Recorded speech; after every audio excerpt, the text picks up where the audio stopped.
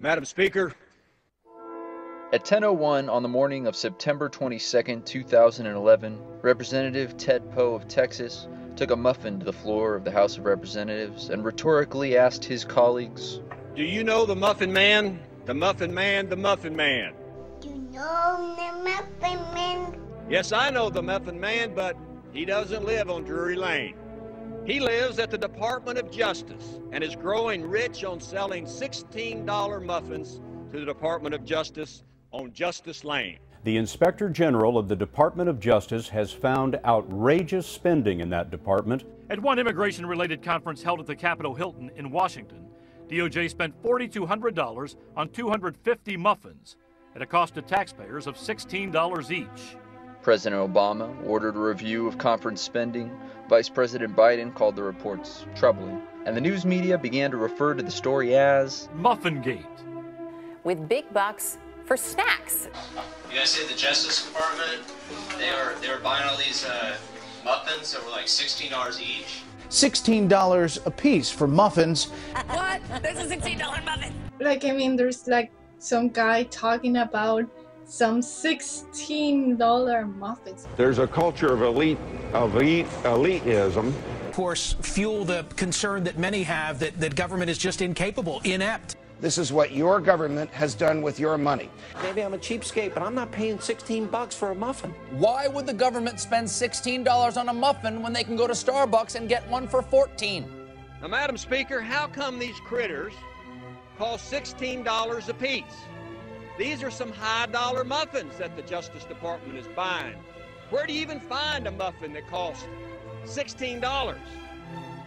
So why is the Justice Department, with all those fancy lawyers, letting the Muffin Man get away with this price gouging? Because the government doesn't care.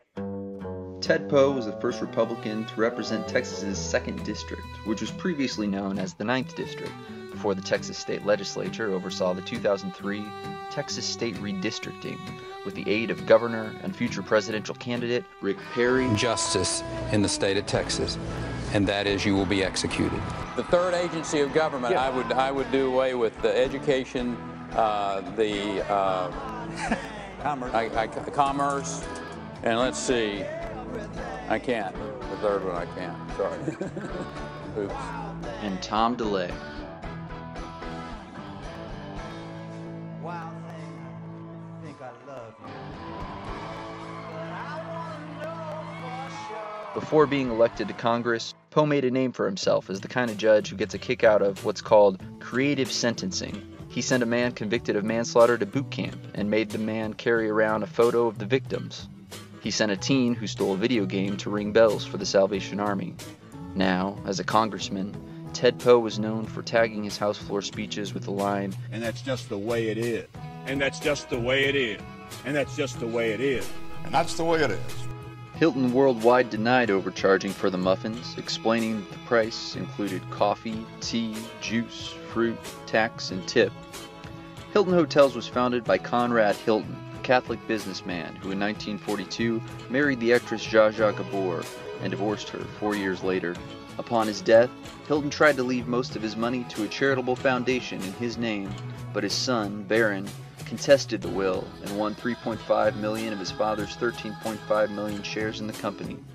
Barron Hilton, in 2007, announced he would leave 97% of his $2.3 billion estate to the same charitable foundation he'd partially kept his dead father from endowing. This dramatically shrank the inheritance to be given to Barron Hilton's living relatives. On 9/22, Paris Hilton was in Istanbul, promoting her new Paris Hilton footwear line collection.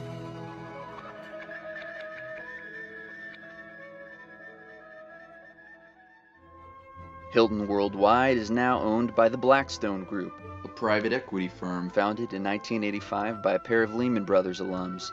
It owns Biomet, Travelport, United Biscuits, SeaWorld Parks and Entertainment. Yeah, this is what I found in a Hungry Man dinner. And Pinnacle Foods. It was made from Pinnacle Foods. I don't know what the hell it is. But I'll tell you what, when I took a bite out of it, it was nasty as it could be. Good thing I didn't take 2 bites. I'd have probably found the beak and the legs in it. Pinnacle Foods owns such brands as Duncan Hyde's, Von de Kamp's, Log Cabin, and Mrs. Butterworth's.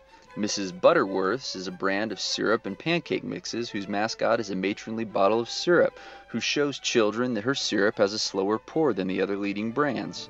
Mrs. Butterworth. Mrs. Butterworth. How come you taste so good? How come you taste so yummy?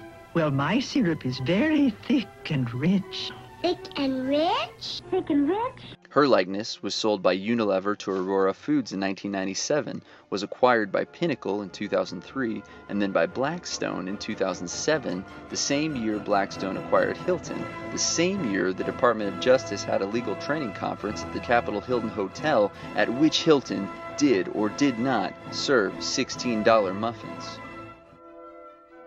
The Department of Justice eventually came to agree with Hilton. That the $16 muffin, in fact, does not exist. This both put the matter to rest and did not put the matter to rest. The Department of Justice is continuing to spend your tax dollars. There are people out there getting $16 muffins. $16 muffin? All right. Broke the story last week on The Factor. You were otherwise occupied. They had a bunch of conferences for pinheads, federal governments, and they ordered 250 muffins at $16 a piece. That's a lot for muffins. Yeah.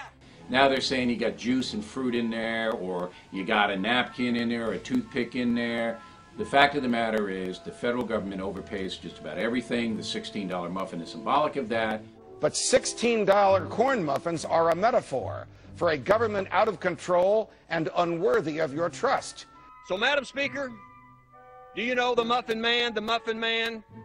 I know the Muffin Man, and the government should quit spending somebody else's money to keep the Muffin Man rolling in the dough.